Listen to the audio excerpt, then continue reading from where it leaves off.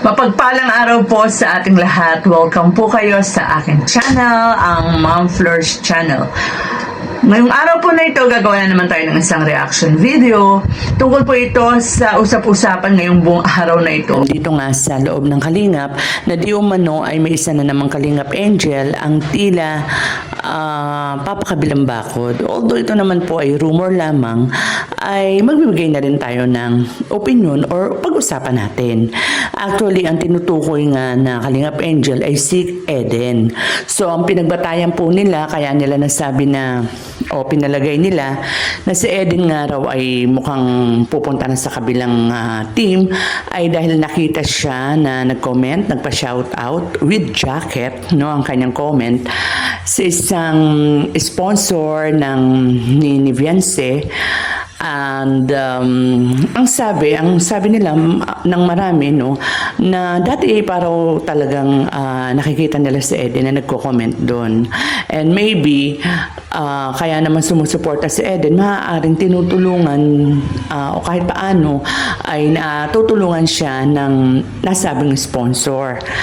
But sa atin naman, wala namang problema yun, di ba? Kung ako ang tatanungin, dahil syempre may pangangailangan si Eden, lalo't estudyante. Aminado naman siya talaga, di ba? Pagka naibablog siya, talagang medyo struggle siya sa financial.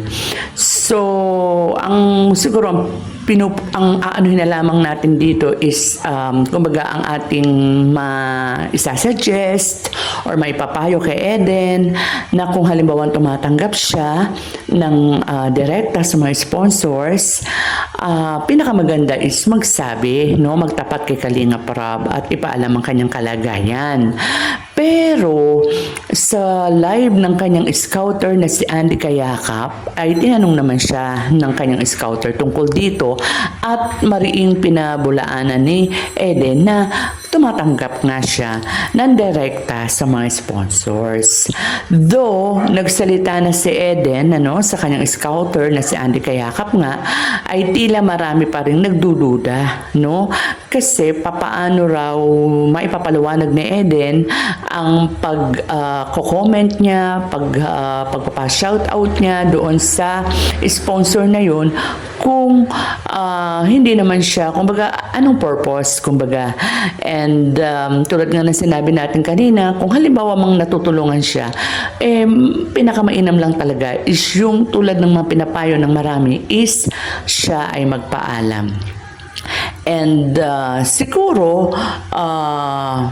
kinakailangan, kung halimbawa nga na tumatanggap si Eden doon, siguro kinakailangan niya talagang mamili na kanino, nasaan ang loyalty niya.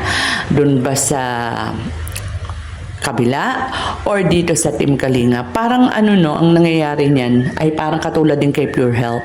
Si Pure Health ay parehong tumatanggap ng tulong both sa Team Kalingap at saka sa Team Guapa. And kasi yung mga ganyan, hindi naman din natin masyadong mabablame yung mga beneficiary or yung mga taong natutulungan kasi lalo pa nga at tulad ng sinabi ko, talagang may pangangailangan, especially si Pure Health na talagang medyo malaki-laki ang kanyang pangangailangan sa kanyang gamutan, ano?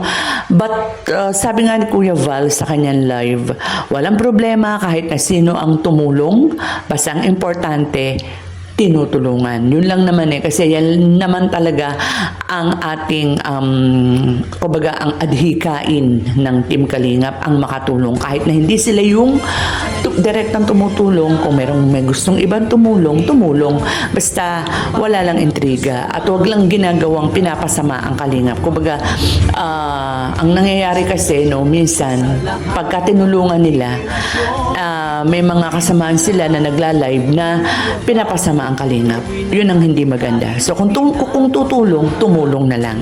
So with that mga Kalingap, hanggang dito na lamang po ang ating kwentuhan. Mag-iingat po tayong lahat at huwag pong kalimutan, kung maaari po ay pakilike na lang po and pakisubscribe na lang po ang ating munting channel kung hindi pa po kayo nakakasubscribe. Ingat po tayong lahat. God bless.